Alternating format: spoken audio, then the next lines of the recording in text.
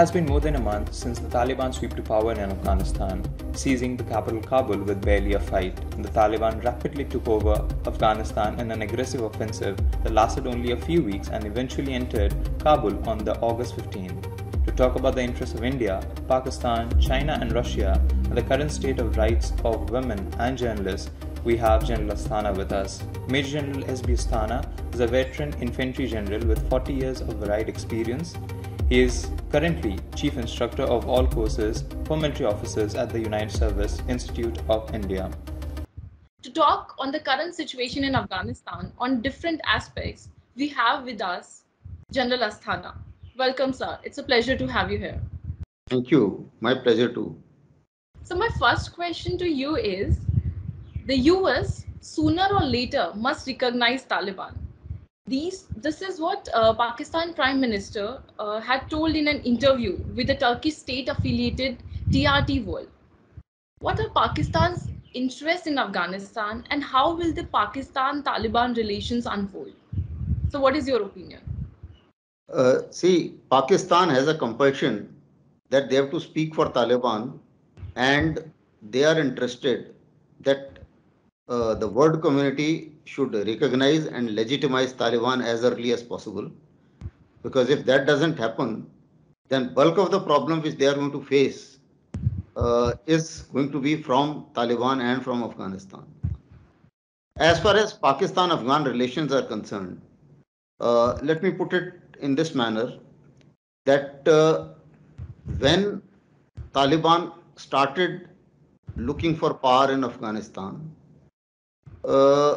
Pakistan had a tremendous amount of strategic interest, and their aim was to get US and India out of Afghanistan. As far as, so there was a case that it was a case of opportunity as well as risk.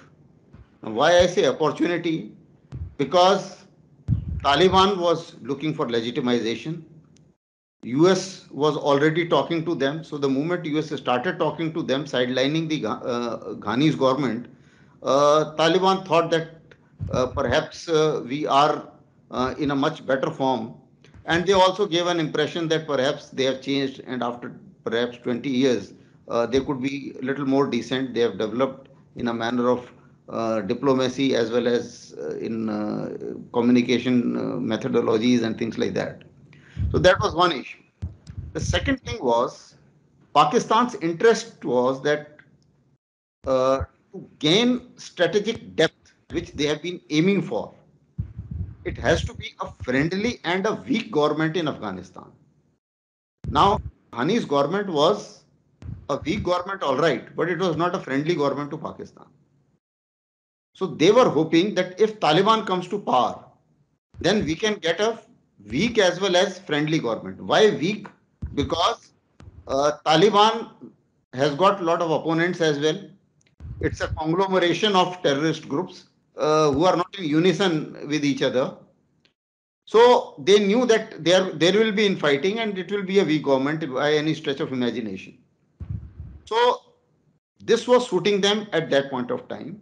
And that is why you would have found that Taliban and all the terror groups in Afghanistan, they all joined hand to get US out, because they thought that if the foreign powers are out, then we have the entire governance to ourselves. Now, that was one phase of the operation. The second important thing for Pakistan was that if US goes out, then that strategic space is available to China as well, because China was looking for the economic corridor and certain other benefits which we will talk later. But as far as Pakistan is concerned, so they wanted US out on the behest of China, and they wanted Indian out on their behest, so that their strategic interests are met. And they have been selling this idea that Indians are encircling them from all sides, including Afghanistan. So that is why that was one of their major intention, to get India out. Now, why I say risk? They have run into a lot of risk, because a strong Taliban also means a strong TTP. It also means emboldened terrorists.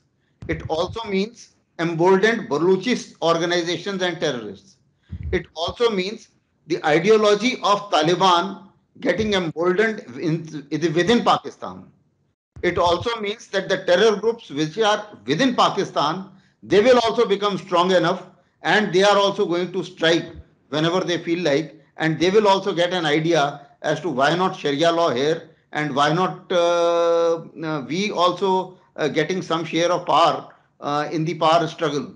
So this is a worry which Pakistan has, and that is why Pakistan is doing public speaking on part of Taliban, because Taliban was not allowed in United Nations. So that is why Pakistan went on in United Nations to speak for Afghanistan, to say that give them legitimacy. They are also now putting their bid to United States to get them legitimacy fast, because bulk of the money of Afghanistan is stuck in United States. There are $8 billion reserve which are stuck in United States. Unless that money is released, nobody will be able to manage. China is not ready to invest unless they test water. And Pakistan doesn't have the money, but they will have all the refugees on their head. So this is a state where Pakistan feels that unless this government gets recognized and legitimized, they have a problem in their hand, and that is why he is speaking for them and trying to say that sell the narrative that US must recognize Taliban as early as possible. These are some of the issues which I thought I will highlight as far as Pakistan-Taliban relations are concerned.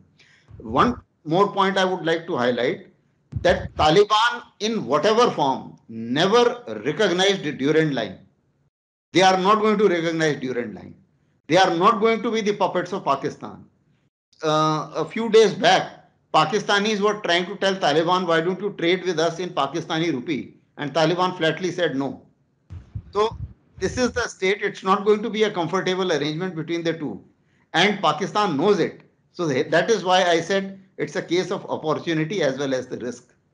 As you were just right now talking about Pakistan's interest in Afghanistan, you also give us a glimpse of Chinese interest in Afghanistan. So China was amongst the forerunner to meet Taliban representatives. So can China recognize the Taliban in future? And are Chinese interests related to One Belt, One Road? And one another thing that I would like to ask in this question is how this Chinese involvement will overall have an impact on the region. See, China is a wild card entry as far as Taliban is concerned and as far as Afghanistan is concerned. Their interests are profound.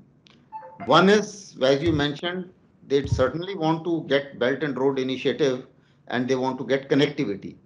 And why they want connectivity is that if they can connect to Iran, if they can connect to Gulf via Afghanistan, and then their Belt and Road Initiative, which is moving westwards into CAR countries and again going to Europe, if that can get connected to the Gulf, as well as if Xinjiang can get connected to Gulf, they are benefited in terms of oil flow. They are also benefited in terms of infrastructure development and then utilizing their capacities in Afghanistan. They are also interested in exploiting the minerals of Afghanistan. There is a fair amount of reserve of lithium, copper, and other mineral resources. Chinese are also interested in getting that strategic space to themselves. Chinese are also interested in the narco trade, which the Afghanistan is doing, and they don't mind being a stakeholder so long they get benefited financially. So these are some of the interests which China has. But China is relatively smart, because Global Times very recently had said that we do not want to be the third country in the graveyard of empire. So they are not going to put boots on ground. They also have an advantage because their dirty work can be done by Pakistan, or they can get their things done through Pakistan. So they would perhaps prefer getting even the CPEC connectivity first through Pakistan and see and test water there, and then only they will look at the Wakhan corridor. Now, the biggest worry of China is that they want ETIM not to be supported by Taliban. This is a risk. because ETIM was fighting along with Taliban with United States. And ETIM is fighting against China in Xinjiang because they stand for the right of Uyghur Muslims. So China wants to secure, and security of Xinjiang is very, very important to China because Xinjiang has become a hub of the Belt and Road Initiative, because all the three corridors which are moving westwards from Chinese mainland, they all pass through Xinjiang. So security of Xinjiang is non-compromisable. But Taliban again is not puppet. So although Baradar and all other people of Taliban, they went and they met Chinese leaders, but when Chinese asked them to hand over the ETIM leaders to them, Baradar did not oblige, and they said no. They did not say no also, but they did not say yes as well. Similarly, it's not possible for the Taliban to divorce ETIM. So what Taliban is going to do is same thing which Pakistan has been doing, double gaming China. What they will do is they will not divorce ETIM. They will say there is no ETIM in our country, which they have already told Chinese. And all actions of ETIM, they will say we have nothing to do with it, we don't know about it. So this is what perhaps I visualize, and that is where the Chinese are having learned so many lessons of US, Russia and UK. Everybody had a tough time if you take the span of last 1 century. So what these guys are going to do is they are going to test waters. They will see as to how Taliban behaves, and then only they will perhaps invest if required. As far as giving recognition is concerned, certainly they will give recognition, as I see in times to come, because they have the economic stakes going, and there is also a dependency factor of Taliban. Now, dependency factor is for Taliban not to get sanctioned, for Pakistan not to get sanctioned, they need a P5 support. And Chinese are in a habit of embracing every rogue nation. So whenever there is a rogue nation propping up, they would like to use it to their advantage. So they will defend them in the UNSC whenever, if and when Taliban is to be sanctioned. And they did put a lot of pressure on UNSC resolution. When UNSC resolution was to be passed, then initially it was being mentioned that Taliban must ensure that Afghanistan soil is not used for terror activities against any other country. But then Chinese did not sign that resolution, and they were not happy with that. And at the end of the day, despite India being the chairman of UNSC at that point of time, we still had to dilute it. And finally, the resolution read was that no country should allow its soil to be used for terror activities against any other country, and the name of Taliban was removed from there. So this is the power which a P5 country has. So this is a power with China. This is also a power with Russia. So this is where I think the Chinese interests are, and Chinese are certainly going to test the water, and they will not going to jump into the investment part of it. But otherwise, they will certainly help out Taliban. They also have another strategy which they normally adopt of buying the leaders.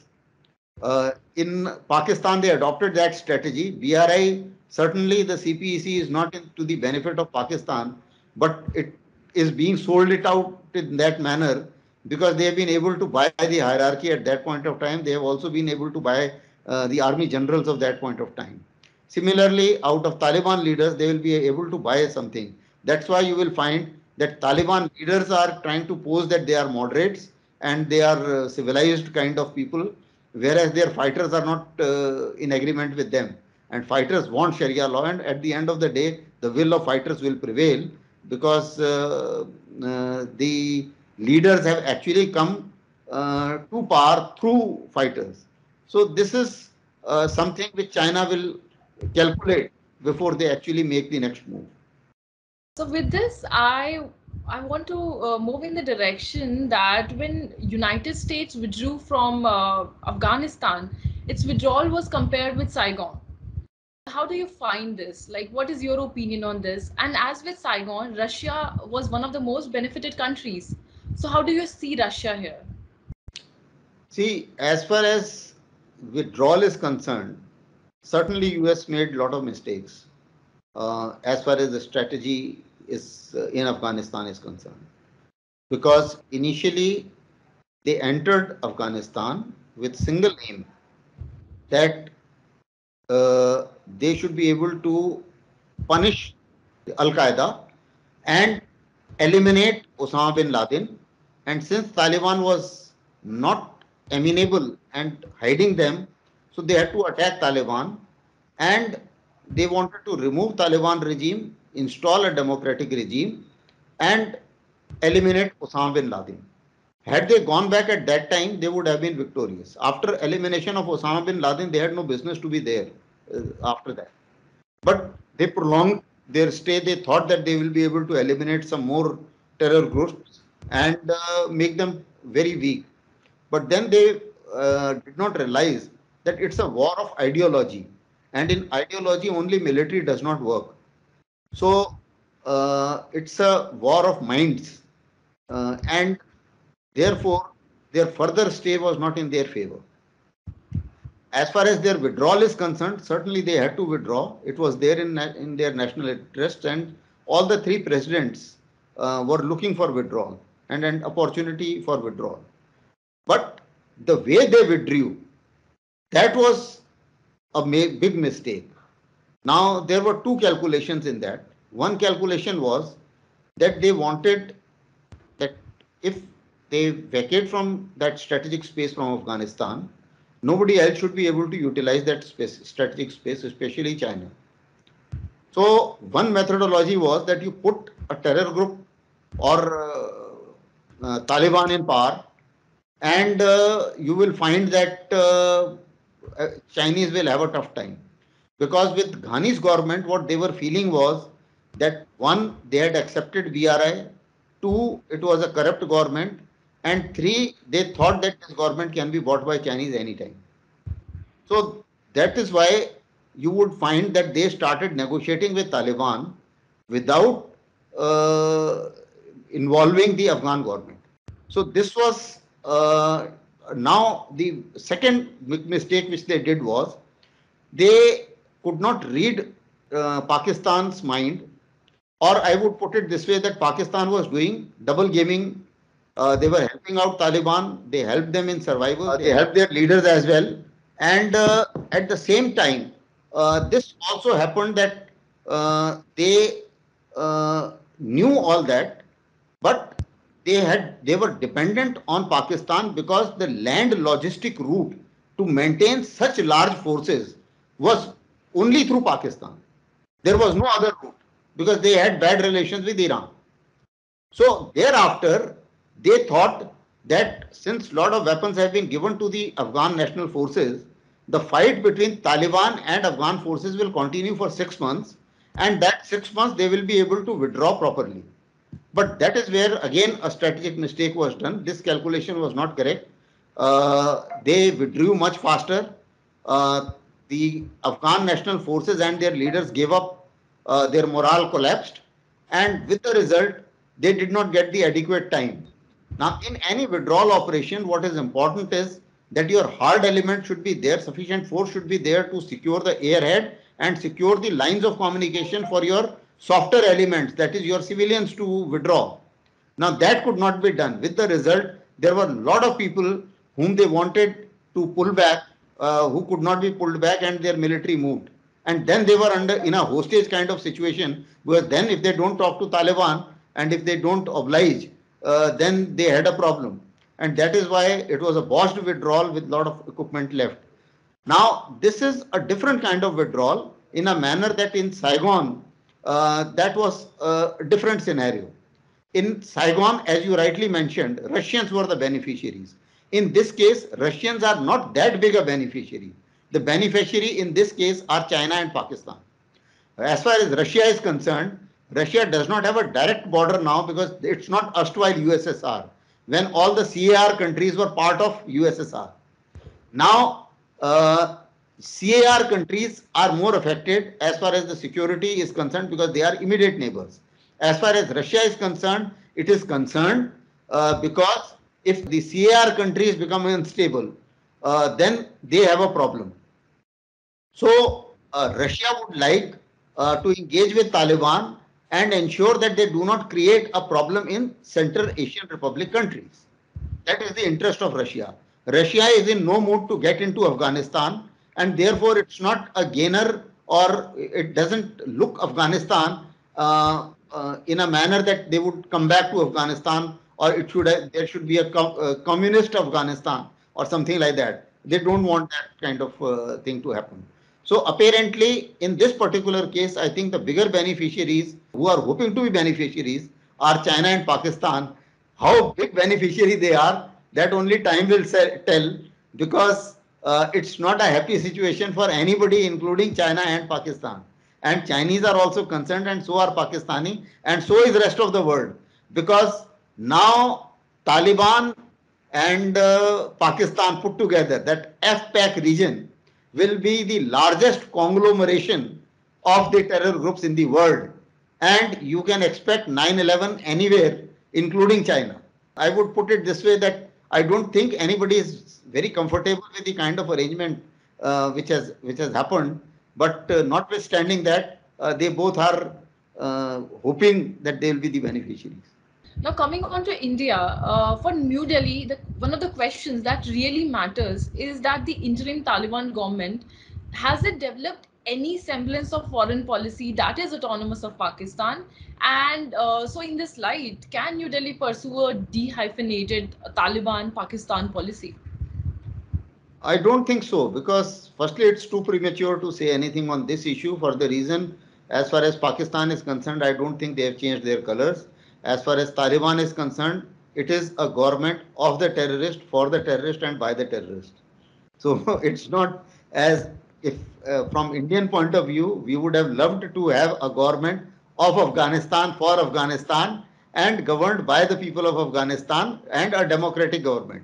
That was our preference. But now that preference is no more applicable, because Taliban is in power there. Now, as far as giving legitimacy is concerned, I don't think the Indian government will be too keen to legitimize Taliban, because that goes against all the principles of putting terrorists in power, and yet recognizing them, or legitimizing them. But at the same time, as far as talking to Taliban is concerned, that we will have to, for the simple reason, because if we have to look after the minorities in Afghanistan, if we have to look after certain Indians who have settled there and who are doing business there, then you will have to talk to the government of the day. So as far as talking is concerned, I don't think there is a problem in talking. As far as legitimization and recognizing the government is concerned, these are two different things. And legitimization, I don't think is on the cards as far as Indian government is concerned. Now, one more thing which I would like to highlight is, we will have to continue raising the issue of Pakistan, Afghanistan as a whole. That FPAC region is a dangerous region. The conglomeration of the terrorist in FPAC region affects everybody. Pakistan is going to use Afghanistan in a manner that a number of terrorist groups which were targeted against India were also used in Afghanistan. Even in Panjshir, it is a public information now that Pakistanis had employed their forces as well. So, considering all that, whenever Pakistan is under FATF pressure, they would relocate their terror groups in Afghanistan and save the ire of FATF, and yet retain their strategic assets in that manner. The second issue which disturbs us and stops us from perhaps recognizing any of these things, or as you said, dehyphenating this relationship, is because that the government which has come up in Afghanistan is basically ISI driven government. Haqqanis are holding Kabul, and Haqqanis are in power, and that is a group which has worked against India, and it works very closely with ISI. And also the other terror groups, whether it is LET or JEM, which are the main groups which are working against us, they have also been hardened there, and their training camps can be relocated if Pakistan wants to pose a feeler to the rest of the world that we are no more helping the terrorists and please take us out from the grey list. So these are the things which are going to be crucial for India. Although Taliban wants Indian flights to come there, Taliban wants India to invest, Taliban also wants India to continue with the developmental work. But I don't think India should be very keen at this point of time. We are yet to see as to how they behave. As of now, they are behaving exactly in the manner in which it was anticipated, that is Sharia law, no rights to women. The women ministry has been taken off. There is another ministry brought in place to discipline women as to how the women should behave. The normal innocent people of Afghanistan are suffering. Economically, they are suffering. Governance is bad. At the same time, because of the dissatisfied population, the insurgency is also going to be there. So, considering all these factors, it's going to be an unstable Afghanistan, and that is why any investment in an unstable country is a sunk cost. You do not know whether you will get your returns on the investment. So therefore, whether it is investment or goodwill for the people of Afghanistan, which we have historically, we have been very close to people of Afghanistan, and they also love people of India. But the problem is that you cannot even help the people of Afghanistan unless you talk to Taliban and unless the aid is distributed through Taliban. That is why India has always been saying to United Nations that if you have to help people of Afghanistan, please don't give money to these people, to these terrorists, because it will get utilized for different purpose. You give aid in kind, which can reach to people so that people can be fed and people can be treated. That is the form in which people of Afghanistan should be held, and not in the form of money. So, as you rightly brought the focus on the issues that people face in Afghanistan towards your answer, towards the end of your answer, I in my last question I want to ask on similar a question on the similar line, that when Taliban took over Kabul 1.5 months ago, some had opined that this is Taliban 2.0 and it will be respectful to civilian rights. So, according to you, how successful this bet has been when it comes to rights of women, journalists, for example, musicians and others?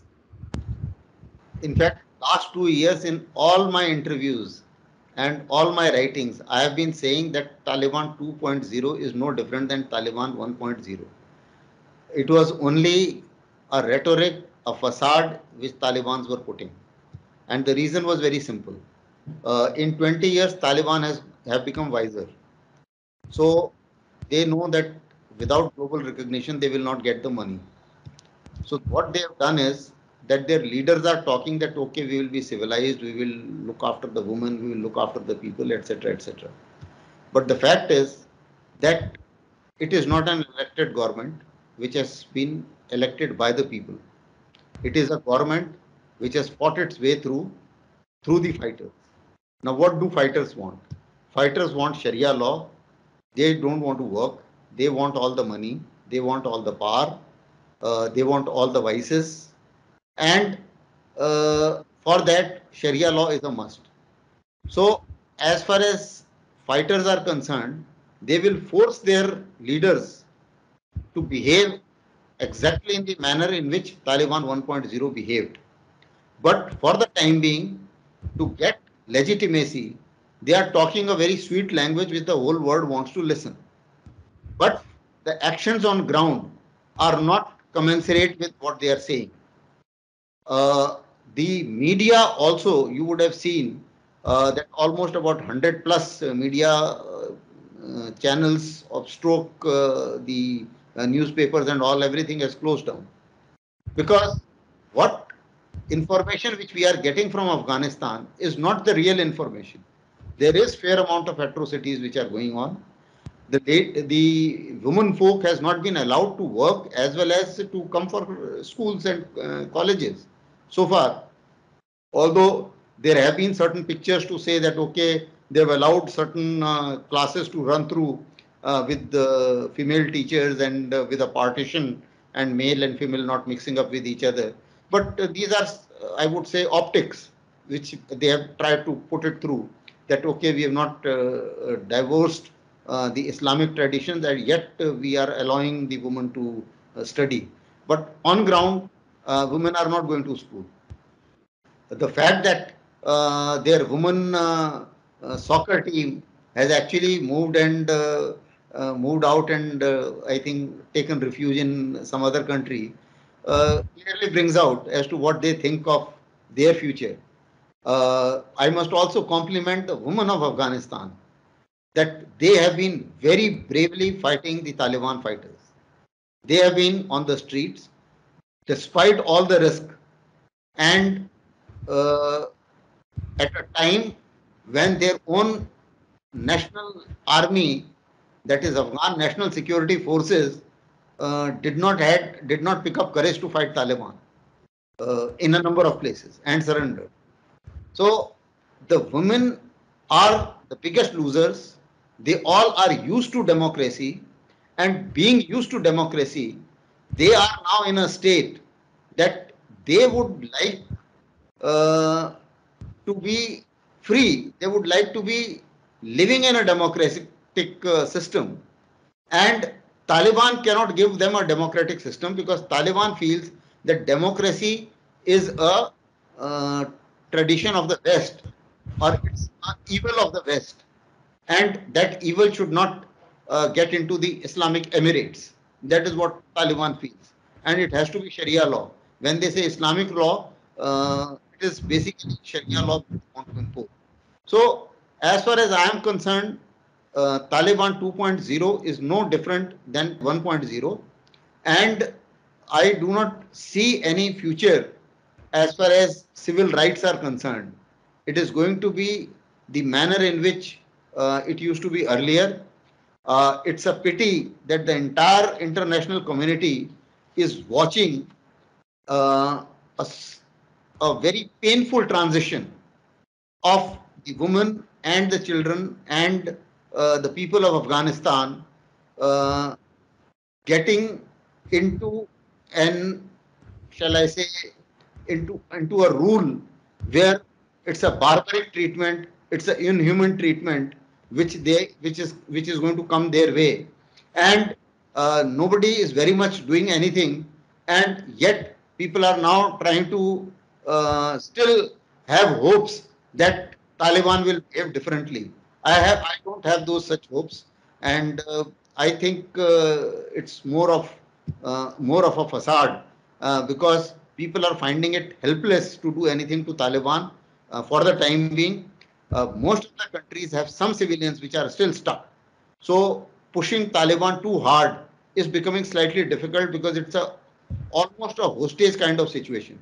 There is another problem with Americans that they are feeling that some terror groups can again become strong enough to strike their mainland again, and they may still need Pakistan at some point of time. So they are not even calling out Pakistan to that extent. Although there were some statements that we should hold Pakistan accountable, there is an act also being passed. But my gut feeling is that at the end of the day, they are not going to come very hard on Pakistan because some of the strategists whom I have been debating with of America, they have been saying that Pakistan is a nuclear country. Every time we push Pakistan, we will find that our interests are not met. It can go against our interests, and therefore we will not push Pakistan beyond a point. Now that is what they feel, and therefore I feel that perhaps they will like have open relations with Pakistan. They will not divorce Pakistan uh, for the time being. With this analysis of yours, we'll wrap this interview. Thanks a lot, General Asthana, for finding time. It was an honor to have you here. Thank you very much. Thank you. It was a pleasure interacting with you.